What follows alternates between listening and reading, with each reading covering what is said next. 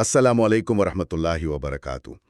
دیکھیں، آج ہم ایک ایسی حقیقت پر بات کرنے والے ہیں جو عموماً کوئی نہیں بتاتا۔ جی بالکل، اور ہماری ہمیشہ سے یہی کوشش ہوتی ہے کہ ہر ویڈیو ہماری یعنی ہم جو بھی بات کریں وہ مکمل حقیقت پر مبنی ہو۔ اور جو آپ جب اس ویڈیو کو سنیں گے شروع سے آخر تک تو آپ خود جان جائیں گے کہ یہ باتیں ابھی تک کسی نے نہیں بتائیں۔ تو چلیے ویڈیو شروع کرتے ہیں۔ جی، آج کا ہمارا جو ماخذ ہے جس پر ہم بات کریں گے وہ 1991 کا حضرت مرزا طاہر احمد رحمہ اللہ کا ایک خطبہ ہے۔ یہ کئی سال پرانا ضرور ہے، مگر صد افسوس کسی نے بھی اس پر عمل نہیں کیا۔ بالکل، اور دیکھیں، ہم کچھ یوٹیوب کی پالیسی کے اگینسٹ نہیں جانا چاہتے۔ جو وجہ ہم یوٹیوب کی پوسٹ پر بتا چکے ہیں، تو ہم خود اس سارے کا ایک بہت ہی بصیرت افروز تجزیہ کریں گے۔ صحیح بات ہے۔ چونکہ کچھ متن لمبا ہے تو ہم اس 15 منٹ کی ویڈیو میں آپ کو سارا خلاصہ کر کے بتائیں گے کہ حضرت مرزا طاہر احمد رحمہ اللہ نے اس خطبے میں کیا فرمایا ہے۔ اور ہاں، ایک بات میں یہاں بالکل کلیئر کر دوں کہ ہماری اس گفتگو کا مقصد کسی بھی سیاسی فریق کی حمایت یا مخالفت ہرگز نہیں ہے۔ ہم صرف ایک غیر جانبدارانہ جائزہ لے رہے ہیں۔ جی بالکل، ہم صرف یہ سمجھنے کی کوشش کریں گے کہ اس تاریخی دستاویز میں ان عالمی حالات کا کیا تجزیہ پیش کیا گیا تھا۔ تو اگر ہم آغاز کریں، مطلب سیدھا 1991 کی خلیجی جنگ پر آئیں، جسے عام طور پر گلف وار کہا جاتا ہے۔ بالکل گلف وار۔ اس خطبے میں اس جنگ کی جو نوعیت بتائی گئی ہے نا، وہ روایتی بالکل نہیں ہے۔ اس میں عراق پر حملے کو ایک ایسے شخص سے تشبیہ دی گئی ہے جسے پہلے مضبوطی سے باندھ دیا جائے۔ اچھا، باندھ کر کیا کیا جائے؟ پھر رفتہ رفتہ ایک ایک کر کے اس کے ناخن نوچے جائیں، انگلیاں کاٹی جائیں اور اس کے ہاتھ پاؤں قلم کر دیے جائیں۔ ارے باپ رے، یہ تو بہت ہولناک منظر ہے۔ جی، اور جب وہ شخص بالکل بے بس زمین پر پڑا ہو، جس میں دفاع کی کوئی رمق نہ ہو، تب دنیا کے بہادروں کو پکارا جائے کہ آؤ اب اس پر حملہ کرو اور اپنی شجاعت دکھاؤ۔ یہ تو ایسا ہی ہے جیسے باکسنگ کے کسی مقابلے میں ایک کھلاڑی کے ہاتھ پاؤں رسیوں سے باندھ کر اسے رنگ میں کھڑا کر دیا جائے اور پھر اسے مارا جائے۔ بالکل صحیح مثال دی آپ نے، اور یہ محض کوئی جذباتی بات نہیں تھی۔ خطبے میں باقاعدہ اس وقت کے امریکی جرنیلوں کا حوالہ ہے جنہوں نے خود اس جنگ کو ایک ہاتھی اور مچھر کی لڑائی قرار دیا تھا۔ ہاتھی اور مچھر؟ یعنی اتحادی فوج ہاتھی اور عراق ایک مچھر کی مانند تھا؟ جی ہاں، طاقت کا اس قدر غیر متناسب استعمال۔ اب سوال یہ پیدا ہوتا ہے کہ ایک مچھر کو مارنے کے لیے پورا ہاتھی لانے کی کیا ضرورت تھی؟ یہی تو، اس حد سے بڑی ہوئی طاقت کے استعمال کا اصل مقصد کیا ہو سکتا ہے؟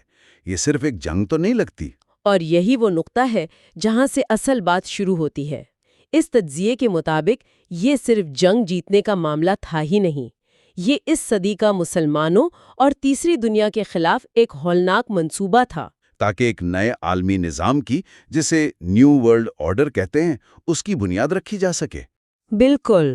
اور اس بیماری کی یا اس مائنڈ سیٹ کی اصل جڑ کو سمجھنے کے لیے ہمیں 1991 میں نہیں بلکہ تاریخ میں بہت پیچھے جانا ہوگا۔ یعنی وہ وقت جہاں سے مشرق وسطیٰ میں اس موجودہ عدم استحکام کی باقاعدہ بنیاد پڑی تھی۔ میرا اشارہ مسئلہ فلسطین کی طرف ہے۔ جی، ہم سیدھا 1917 کے بیلفور اعلانیہ یعنی بیلفور ڈیکلریشن پر چلتے ہیں۔ وہ واقعہ تو میرے لیے ہمیشہ سے ایک عجوبہ رہا ہے۔ ایک برطانوی وزیر ایک فرانسیسی بینکر کو خط لکھتا ہے اور اس خط میں ایک پوری قوم کی زمین پر یہودی ریاست کا وعدہ کر لیتا ہے۔ حیرت کی بات ہے نا؟ اور اس سے بھی زیادہ حیران کن وہ طریقہ تھا جس سے اس ذاتی وعدے کو بین الاقوامی قانون بنا دیا گیا۔ آپ 1922 کے لیگ آف نیشنز کے مینڈیٹ کی بات کر رہی ہیں؟ جی بالکل، لیگ آف نیشنز نے باقاعدہ وہ کنٹرول برطانیہ کو دے دیا تاکہ وہ اس وعدے کو پورا کرے۔ یہ تو بالکل ایسا ہے کہ جیسے کسی اور کا گھر کوئی تیسرا شخص کسی چوتھے شخص کو تحفے میں دے دے۔ لیگ آف نیشنز نے اتنی بڑی آبادی کا فیصلہ ایک خط پر کیسے کر دیا؟ کیونکہ وہ ادارے غیر جانبدار تھے ہی نہیں، اور طاقتور ممالک کی منافقت دیکھیں، 1939 کا وائٹ پیپر دیکھ لیں۔ ہاں، دوسری جنگ عظیم سے ذرا پہلے کا وقت۔ جی، برطانیہ کو لگا کہ عرب ان کے خلاف ہو جائیں گے تو انہوں نے اچانک عربوں کو خوش کرنے کے لیے یہودی حکومت کی مخالفت کا اعلان کر دیا۔ یعنی کوئی اصول نہیں تھا، جو سیاسی مفاد میں بہتر لگا وہی قانون بن گیا، اور اس کا نتیجہ وہ آبادی کا تناسب نکلا جس پر اس خطبے میں بڑی تفصیلی بات کی گئی ہے۔ بالکل، اعداد و شمار دیکھیں 1919 میں یہودیوں کی آبادی وہاں تقریباً 85,000 تھی اور 1947 تک غیر قانونی ہجرتوں کے ذریعے اسے 7 لاکھ تک پہنچا دیا گیا۔ 7 لاکھ؟ اور اس وقت عربوں کی آبادی کتنی تھی؟ عرب اس وقت 20 لاکھ کے قریب تھے، یعنی واضح اکثریت۔ پھر بھی اقوام متحدہ نے کیا کیا؟ انہوں نے 56% رقبہ اس 7 لاکھ کی اقلیت کو دے دیا۔ ارے مطلب 20 لاکھ لوگوں کو اقلیت بنا کر باہر سے لائے گئے لوگوں کو آدھے سے زیادہ ملک دے دیا گیا؟ یہ کون سا انصاف تھا؟ یا اقوام متحدہ یہ صرف مغربی طاقتوں کے مفادات کے آلے تھے؟ تو مطلب یہ کوئی ایک آدھ واقعہ نہیں تھا۔ اگر ہم تاریخ دیکھیں تو جب بھی کسی مسلم ملک نے اپنے مفادات کی بات کی تو ان کا رویہ ایسا ہی رہا۔ جی بالکل، اور اس کی سب سے بڑی مثال ہمیں 1950 کی دہائی میں ایران میں ملتی ہے۔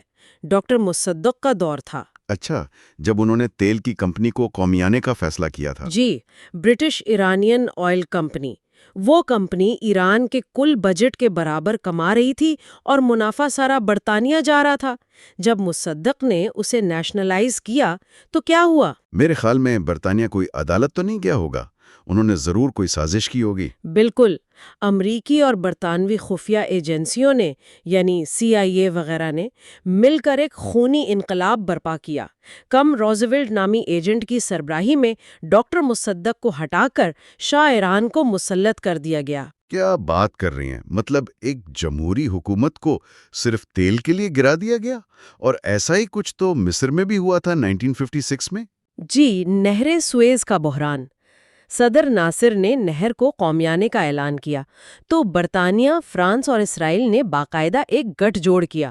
ہاں، وہ منصوبہ تو بچوں کے کھیل یا کسی انتہائی گھٹیا فلم کے اسکرپٹ جیسا لگتا ہے۔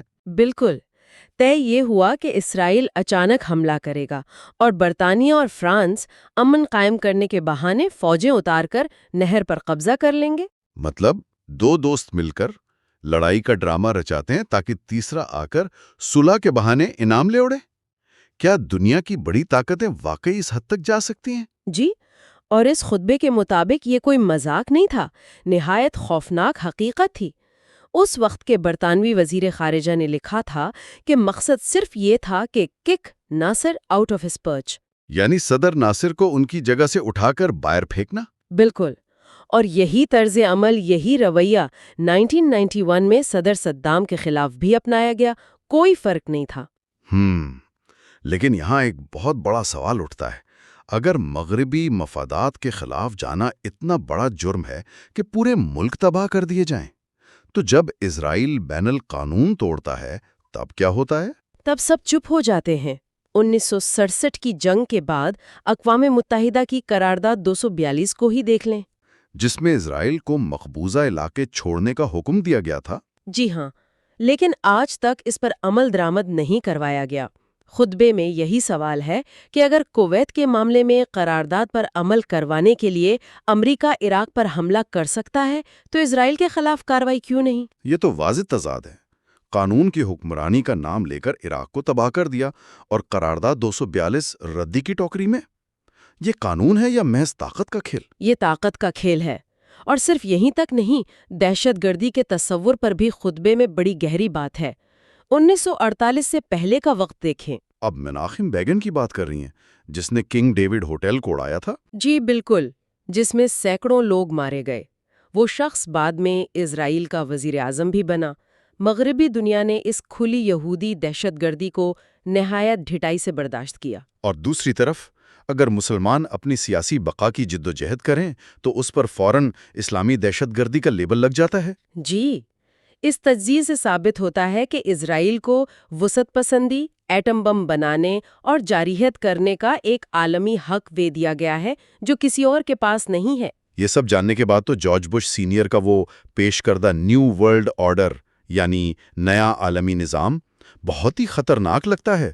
اس کے نام پر جو مشرق وسطیٰ میں امن کا خواب دکھایا گیا وہ دراصل کیا تھا؟